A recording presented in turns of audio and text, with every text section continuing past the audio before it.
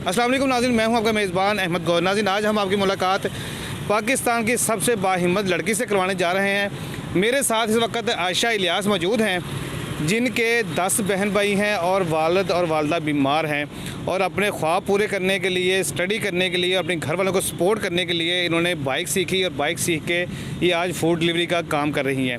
आइए इनसे बात करने से जानते हैं किन मुश्किलात का सामना करना पड़ता है और ये इस काम की तरफ क्यों आई हैं। अस्सलाम वालेकुम। वालेकुम अस्सलाम। आयशा, कैसी हैं आप? अल्हम्दुलिल्लाह। आयशा, मुझे बताएं कि लड़कियां जो है ना, वो ज़्यादातर ब्यूटी पार्लर का काम करती हैं, सिलाई का काम करती हैं, इस तरह के जो लेडीज़ वाले काम वो करती हैं।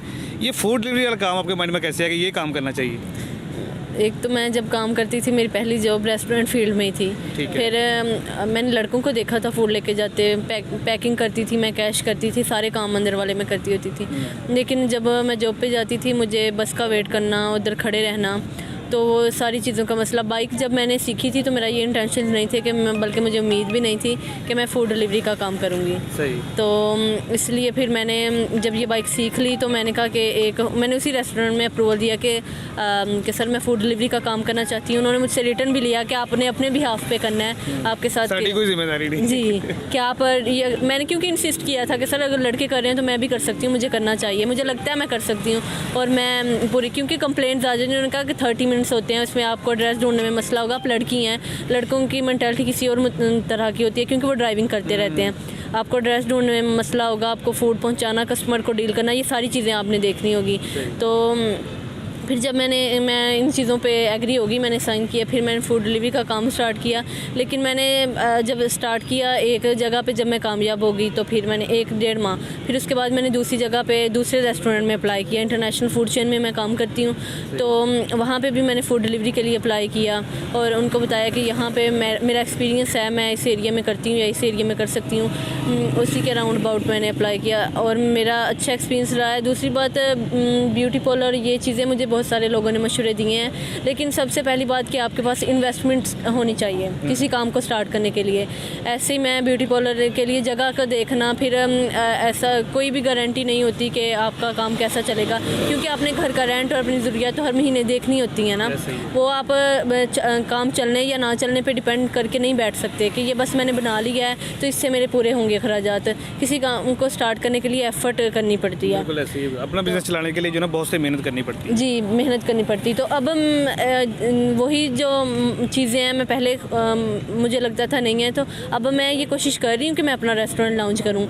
तो ये मैंने अपने आप को इस कदर देखे ना कि वक्त के लिहाज से ये सारी चीज़ें होती हैं। तब मेरे पास एक्सपीरियंस नहीं था लोगों को डील करना। अब तो बहुत अवेयरनेस आ गई है, बाहर निकल के लोगों के रवैयों को डील करना, उनकी ऐसी बातों को जो आप कमज़र्फ लोग भी होते हैं जो ऐसे अल्फाज कह देते हैं जिनके आपके लिए नाकाबिले बर्दाश्त होते हैं। इन सारी चीज़ों को बर्दाश्त करना मैंने सोसाइटी में बाहर निकल के फ़ूड डिलीवरी के दौरान सीखा है, और अब इतना कॉन्फिडेंस मुझ में पैदा हो गया है कि मैं वाकई में थप्पड़ मार सकती है किसी। हाँ, और अल्लाह का शुक्र है ऐसी नौबत नहीं अभी तक आई। ठीक है, लेकिन हिम्मत तो है ना? हाँ, बिल्कुल हिम्मत है। अब मैं इतना हौसला तो रखती हूँ कि ना मैं हर तरह की सिचुएशन को कर लूँगी, हैंडल कर लूँगी। ज़बरदस्त हो गया। अच्छा, मुझे बताएं कि घर में और कोई नहीं है कमाने वाला? ज़ाहिर जैसे बता रहे थे, माँ बाप बीमार हैं तो उनको भी सपोर्ट करना है, अपनी स्टडी को भी लेके चलना है, शौक़ भी पूरे करने हैं, तो और कोई नहीं कमाने वाला, अकेली सारी जिम्मेदारी आपके सर पे ही है? जी, अभी एक तो हम लोग यहाँ पे रेंटेड हैं, मेरे भाई हैं बड़े, वो मैरिड हैं, लेकिन वो भी जॉब होल्डर हैं। 20-25 हज़ार में वो हमें क्या सपोर्ट करें?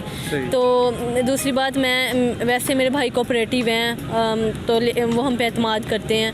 मेरे बाबा भी, उनको भी मैंने अपनी मेहनत से कन्विंस किया कि मैं ठीक कर रही हूँ। स्टार्टिंग में मेरे बाबा ने, मेरे भाई ने, सब ने बहुत मसला किया है, और ख़ानदान से तो अभी तक बातें होती हैं कि वो काम नहीं है जो कर रही है या करने वाला है। तो लेकिन मुझे बहुत अप्रिसिएशन मिली है, बहुत लोगों ने मेरी हौसला अफजाई की है मुझे, और ऐसे लोगों के अल्फाज ही मेरे लिए इंस्पायरेशन बने हैं, जिसकी वजह से मैंने 2 जॉब स्टार्ट की हैं। इवन मैं नाइट में भी करती हूँ 12 बजे तक, सुबह 10:30 मैं घर से निकलती हूँ, सारा दिन में भी करती हूँ, सर्दियों में भी करती हूँ, गर्मियों में भी।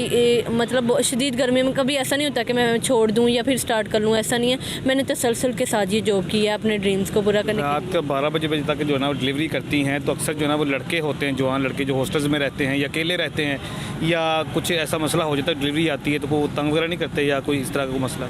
अगर कोई ऐसे बुलाए तो वो एक तो मैं सोसाइटी में जाती हूँ, ऑफिसेज में, हॉस्टल्स में और इस तरह की जगहों पे कंजेस्टेड एरिया में कंपनी मुझे अलाउ भी नहीं करती, भेजते ही नहीं है मुझे, वहाँ पे लड़के जाते हैं। तो मुझे भेजती हैं सिर्फ मॉडल टाउन सोसाइटी में, उसके कुछ ब्लॉक्स में ना जो ज़्यादा दूर नहीं है, वहाँ पे मुझे भेजते हैं। मैनेजमेंट मतलब बहुत कोऑपरेट करते हैं मेरे साथ कि अगर हाँ मैं कर रही हूँ तो मेरे साथ ताउन करते हैं। अच्छा आशा, एक जो है ना वो डिलीवरी बॉयज़ के लिए ना एक बदनामी का बायस कह लें, एक चीज़ मशहूर है कि जब ये खाना लेके निकलते हैं ना तो रास्ते में जो है ना वो बोटी छोटी निकाल के खा जाते हैं। आप भी खाती हैं? नहीं, मैंने कभी भी नहीं किया ऐसा कि मैं फूड बीच में से खाऊं या इस तरह का। नहीं, मैं नहीं करती, मैंने कभी नहीं किया। वैसे पता है ना करते हैं लड़के। हाँ, मैंने देखा भी है कि अक्सर सम टाइम जो राइडर्स होते हैं वो खा रहे होते हैं, मैंने देखा है। लेकिन शायद उनको फूड कस्टमर ने दिया होता है या इस तरह का कोई मसला होता है, लेकिन मैंने कभी किसी से पूछा भी नहीं है। लेकिन मैं बहुत ईमानदारी से काम करती हूँ। हमने खुद अपनी आंखों से देखा है, एक जगह पे रोड के ऊपर गली के नुक्कड़ से बंदा निकला है, अंधेरे में खड़ा हो गया ना, वो लेग पीस निकाल के बिरयानी में से खा रहा था। ऐसा होता होगा, लेकिन मैंने कभी नहीं किया। मुझे तो वैसे ही बहुत डर लगता है कस्टमर के बिहेवियर से, बहुत जल्दी मैं मतलब कॉन्फिडेंस लूज़ कर। सही हो गया। अच्छा मुझे बताएं कि कितने पैसे कमा लेती हैं और घर का सर्कल कैसे चलता है? 60 से 70 हज़ार रुपये मैं महीना कमा लेती हूँ दोनों जॉब से, जिसमें से 20 हज़ार तो है हमारे घर का रेंट चला जाता है, मेरी फ़ीस वगैरह, फिर मेरी अम्मी के अखराजात, मतलब मेडिसन वगैरह के।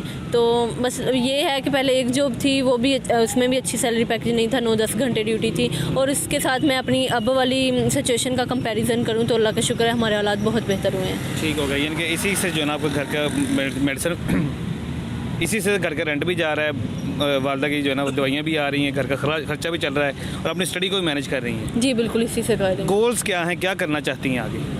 गोल्स, मैं मूव करना चाहती हूँ पाकिस्तान से यूरोप, और लेकिन मैं अपना बिज़नेस स्टार्ट करना चाहती हूँ रेस्टोरेंट फील्ड में ही। लेकिन उसके लिए मैं चाहती हूँ कि मेरे पास अच्छी खासी अमाउंट हो, जिस तरह मैंने अब तक अपने ख्वाबों को पूरा करने के लिए किसी की तरफ नहीं देखा, किसी की मोहताज नहीं। इसी तरह मैं चाहती हूँ कि मैं अपने मेहनत से ही मैं जो अपना रेस्टोरेंट है वो लॉन्च करूँ, उसके लिए इन्वेस्टमेंट मैं खुद ही मेहनत करके क्रिएट करूँ, चाहे उसके लिए मुझे बाहर जाना पड़े। क्योंकि पाकिस्तान में मैं कर रही हूँ, उसके 2 जॉब्स कर रही हूँ, जितना मैं कर सकती हूँ उतना कर तो रही हूँ, लेकिन मुझे वो फीडबैक नहीं मिल रहा जो मैं डिज़र्व करती हूँ मेरे ख्याल से। अच्छा, आपको पता है कि आपको इस ख्वाब को पूरा करने के लिए बहुत ज़्यादा स्ट्रगल करनी पड़ेगी। ज़ाहिर सारी जिम्मेदारी आपके ऊपर है, घर के अखराजात भी आपने उठाने। सर तो कितने पैसे जो है ना वो महाना जमा करेंगी तो फिर कहीं जाके 10-12-20 लाख होगा तो आप छोटा सा एक रेस्टोरेंट बना सकेंगी। हाँ जी, इसीलिए मैं चाह रही हूँ कि पहले मैं यहाँ से मूव करूँ तो फिर मैं काम करूँ, मेरे पास इतने पैसे हो जाएं कि मैं अपना रेस्टोरेंट बना। बाहर जाने के लिए भी आपको टिकट वीज़े के लिए तो 5-6-7 लाख चाहिए होगा। हाँ, यही तो कह रही हूँ, लेकिन उसमें मैं रेस्टोरेंट तो नहीं ना ओपन कर सकती, इसलिए फिर उसका बजट मैं कह रही हूँ कि मैं आहिस्ता आहिस्ता उसको करूँगी, सेविंग करूँगी तो मैं बाहर जाऊँगी फिर मैं करूँ। क्योंकि सारी चीज़ों को भी एक साथ देखना मुश्किल होता है, लेकिन मैं अभी कर रही हूँ। ये नहीं, ऐसा नहीं सोचा कि कभी नहीं जाऊँगी, कभी नहीं करूँगी मैं ये है कि अब मैंने अपनी जो ड्यूटी है मतलब ये जो मैं जॉब कर रही हूँ ना, इस पे होता है कि आप बैठ जाएं, चाहे कमीशन बेस आप कह लें, ये जॉब है जिसमें आप जितने ज़्यादा ऑर्डर्स करेंगे ना, तो मेरी अब कोशिश होती है कि मैं ज़्यादा ऑर्डर्स करूँ, ज़्यादा राइड्स उठाऊँ, तो ज़्यादा पैसे कमाऊँ। तो ये तो आप इसको इस तरह से भी कर सकती हैं कि छोटा सा सेटअप, जैसे फास्ट फूड का है, बर्गर शवारमे का है या बिरयानी का है या कुछ इस तरह का, वो तो 1.5-2 लाख के अंदर जो है ना वो अच्छा सेटअप बन जाता है। तो वहाँ से भी स्टार्ट कर सकती है, आगे फिर अल्लाह पाक बरकत डालेगा तो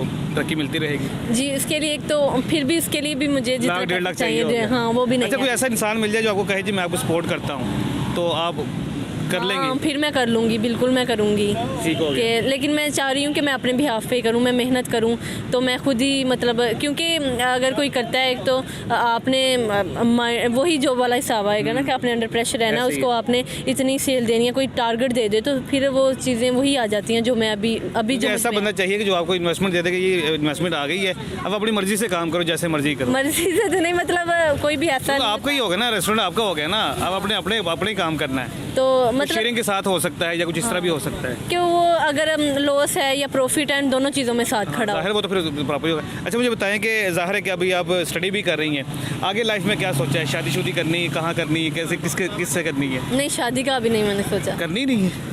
नहीं करनी है, लेकिन अभी मैं कह रही हूँ कि मैं कुछ बन जाऊँ, क्योंकि जो औरत की ज़िंदगी होती है ना वो बहुत नाजुक होती है। आपको नहीं पता कि कहाँ पे किसके साथ क्या हो जाए, कुछ भी ऐसे हालात पैदा हो जाते हैं। जिस तरह मेरे वालिदैन ने बहुत जल्दी की है कि इनकी उम्रें ना गुजर जाएँ, ये वो उनको मतलब यूटिलाइज़ नहीं किया अपनी बेटियों को। आज मैं कहती होती हूँ अपनी अम्मी से कि मैं भी बेटी हूँ ना, देखे ना मैं आपके लिए कुछ कर रही हूँ ना। तो सिर्फ ये एतमाद दिलाने के लिए कि हर सब वालिदैन को अपनी बेटियों को इतना एतमाद देना चाहिए कि वो आपके लिए कुछ करें, आपके ख्वाबों को, अपने ख्वाबों को, जब वो ख्वाब जो आप अपनी औलाद से रिलेटेड देखती हैं वो पूरे करें। उनको इतना एतमाद देना चाहिए कि हाँ मेरी बेटी गलत नहीं करेगी। तो यकीन माने कि कोई भी बेटी गलत रास्ते पे नहीं जाती अगर उसके वालिदैन उसको इतना एतमाद देते हैं, उसके कहते हैं कि ये मेरा फ़ख्र है। उनको एहसास कमतरी का शिकार नहीं होने दें कि यहाँ ये मेरा बेटा है। ये तो जब कुछ वालिदैन ना जो बेटों को ज़्यादा इंपॉर्टेंस देते हैं, उनको प्रायोरिटी पे रखते हैं, तो फिर बच्चियाँ जो हैं वो कहती जब हमारी इंपॉर्टेंस ही नहीं है तो फिर हम बाहर में जाएँ या कुछ भी कॉम्प्लेक्स का शिकार, तो वो नहीं होने देना चाहिए। वालिदैन पे डिपेंड करता है। तो मैं यही पैगाम सब वालिदैन को देना चाहती हूँ कि अपनी बेटियों को इतना कॉन्फिडेंस ज़रूर दें कि वो अपने लिए कुछ भी करते हुए हिचकिचाएँ मत, बल्कि वो फ़ख्र से करें कि हाँ मेरे वालिदैन के लिए मैं फ़ख्र का बाइस हूँ, मेरे वालिदैन मेरे पीछे खड़े हैं, चाहे मैं कुछ भी कर लूँ या कुछ भी मुझसे या मेरे लिए ऐसे हालात पैदा हो जाएँ कि मैं किसी का कत्ल भी कर दूँ तो मेरे वालिदैन मेरे पीछे खड़े हैं। बिल्कुल सही कहा आपने। चलें जी, हमारी दुआएं आपके साथ हैं। अल्लाह पाक आपको मज़ीद कामयाब करे और आप अपना रेस्टोरेंट बनाने में कामयाब हो सकें, आप अपने ख्वाब पूरे कर सकें, अपने माँ बाप को सपोर्ट भी कर सकें। नाज़रीन, आप समझ सकते हैं कि जैसे मैंने स्टार्ट में बताया था कि ये 10 बहन भाई हैं, 8 बहनें हैं, 2 भाई हैं, एक भाई छोटा है और लास्ट में मतलब सेकंड लास्ट ये है। तो आप समझ सकते हैं कि माँ बाप की ज़ाहिर है उनकी भी मजबूरी होती है, एक ज़िम्मेदारी होती है कि 8 बेटियों को ब्याहना छोटी बात नहीं होती, इस दौर में बहुत बड़ी ज़िम्मेदारी होती है। तो माँ बाप कोशिश करते हैं यार चलो जितनी जल्दी जो है ज़िम्मेदारी पूरी हो जाए, मतलब सर से जो है ना वो कहते हैं ज़िम्मेदारी हट जाए। तो इस वजह से उनके माँ बाप ने जो है ना वो शादियाँ कर दी हैं, जिस तरह भी मामला हुआ। अभी आपने क्या करना है, अभी आपने इनकी गुफ्तगू मुलाज़ा की है। आयशा अपने ख्वाब पूरे करना चाहती है, ड्रीम पूरे करना चाहती है, कुछ करना चाहती है, कुछ बनना चाहती है। तो आप सब ने इनको सपोर्ट करना है, जैसे भी आप कर सकते हैं। इजाज़त दीजिए, अल्लाह निगहबान।